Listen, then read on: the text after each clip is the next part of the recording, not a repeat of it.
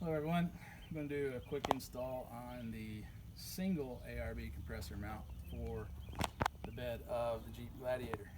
Now, unlike the twin compressor mount can mount on either left or right side. With the single compressor mount, I've only got it set up for mounting on the right side at the moment.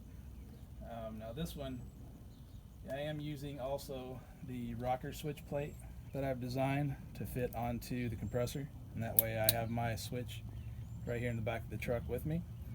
And then with the single, it's very configurable on how you set it in there, which is also why I've got so many different slots on the back in order to set it up basically any way you'd like to, as far as height and everything.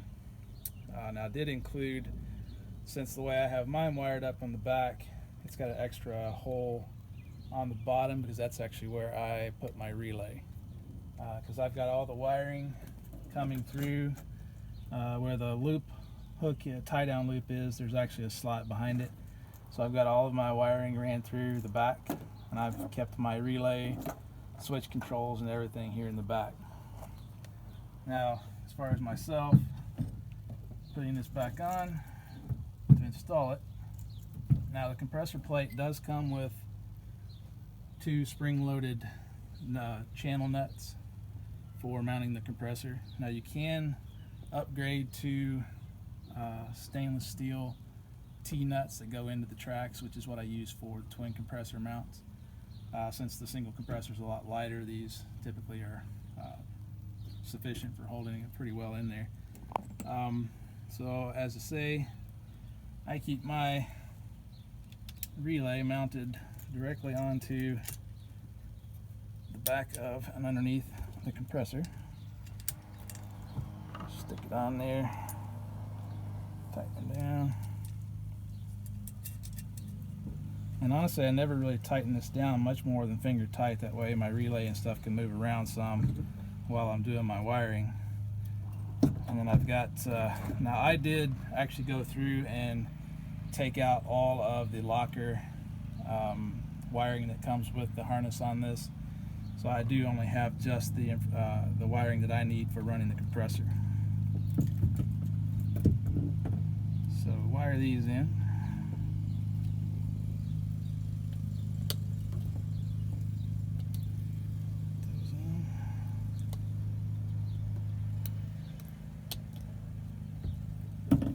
Hook up my power lead.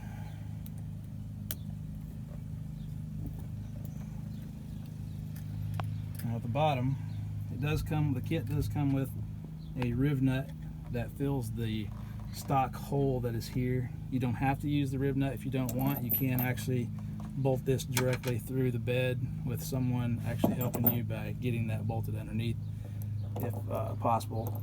You can do it by yourself. What you do is just get these top nuts started and get those set in.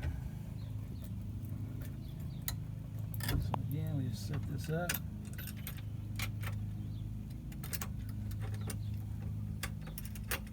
These spring-loaded nuts can be a little tricky sometimes.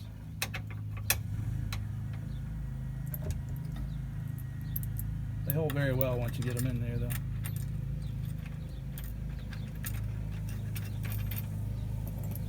One started,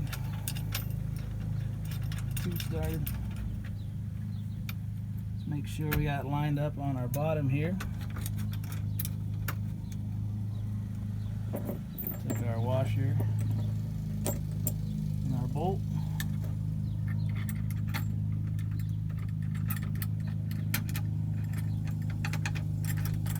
Put that into the Rivet Nut. Now these do tighten down with a 7/32 socket.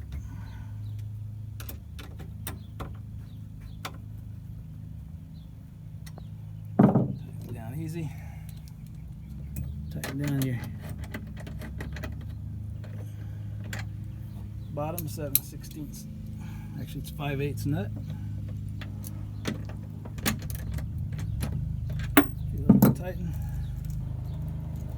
Put on our compressor lead stuff. Since I have mine all pre-wired in the back, that's all it takes. And like I say, I use the single myself here in the back of the truck because I like it for my bikes. Anytime I pull up and want to go do some mountain biking or something, I always air up my tires and make sure I got the good amount of air that I need to ride. I also keep a couple different air lines in the back here that I can run and reach pretty much anywhere in the truck if I need to. So that's it. That's pretty much the full installation. It's pretty simple. It comes with all stainless steel hardware. It's all 1/8 inch aluminum on the bracket. So if you have any questions, let me know. It's 813fabrication.com. I look forward to seeing you. Thanks.